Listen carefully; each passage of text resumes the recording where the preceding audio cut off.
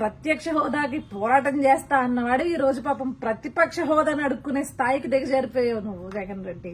అడుక్కుంటంలో కూడా అంత కొవ్వెందుకు నీకు, అంత బలిపెందుకు? అందుకే కదా నిన్ను ప్రజలు ఆఖరికి నీకు ప్రతిపక్ష హోదా కూడా వద్దురా బాబు, పక్కకు పో, నీ వల్ల రాష్ట్రానికి నాశనం తప్పించి నువ్వు ఏ హోదాలో కూర్చున్నా రాష్ట్రానికి నాశనం, పక్కకెళ్ళి ఆ పక్క రాష్ట్రాల్లో తగలబడి ఇక్కడ వద్దు అని చెప్పేసి గెంటేసింది.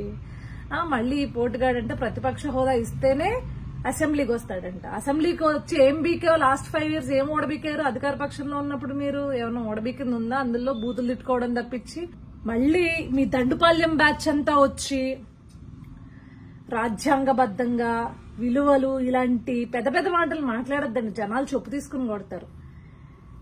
నీ నియోజకవర్గం కోసం, నీ నియోజకవర్గ అవసరాల కోసమో లేకపోతే నీ రాష్ట్రం అని నువ్వు అనుకుంటే గనక ఆ ప్రజల అవసరాల కోసమో ఇదిగోండి ఈ సమస్య ఉంది, దీన్ని పరిష్కరించాలి మీరు అని చెప్పేసి అక్కడ అధికార పక్ష నేత, పార్టీ నేత తెలియజేయడం నువ్వు అసెంబ్లీకి రావాలి.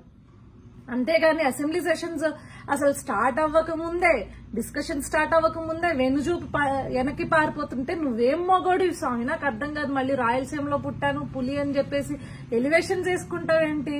నీ నియోజకవర్గ ప్రజల అవసరాల కోసం నువ్వు వచ్చి మాట్లాడాలి. వాళ్ళందరూ ఓట్లేసినందుకు ఏదో పెద్ద నేను ఓడబీకేను రాష్ట్ర ముఖ్యమంత్రిగా అని చెప్పేసి ఒక 11 సీట్లు తెచ్చుకున్నావు కాబట్టి ఆ 11 సీట్లలో ఉండే ఆ 11 నియోజకవర్గాల్లో ఉన్న ప్రజల అవసరాల కోసం మాట్లాడాలి.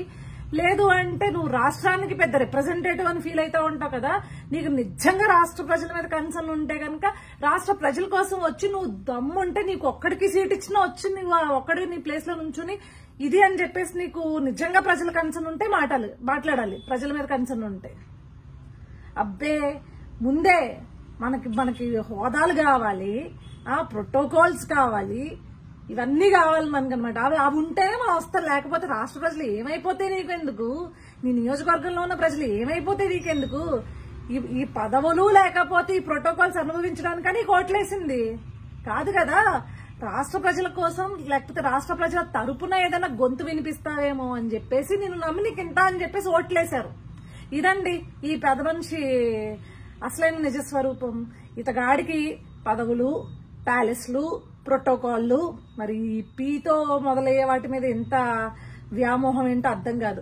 ఇలాంటి ఉండి దర్పాలు, అధికార దర్పాన్ని ప్రదర్శించడానికి మాత్రమే సీఎంలు అవడం కోసమో లేకపోతే అధికారం కోసమో వెంపర్లాడతాడు తప్పించి ఎప్పుడూ కూడా ప్రజల పక్షాన అయితే నిలబడిన పరిస్థితి లేదు. అది మనకు కనిపిస్తూనే ఉంది. ఇలాంటి వాడిని ఇంకొకసారి నేను ప్రజల కోసం రాజ్యాంగబద్ధంగా ప్రజల కోసం నేను నిలబడతాను, మాట్లాడతాను అని అంటే ముందు అసెంబ్లీకి వచ్చి మా కోసం మాట్లాడండి అని అడగండి.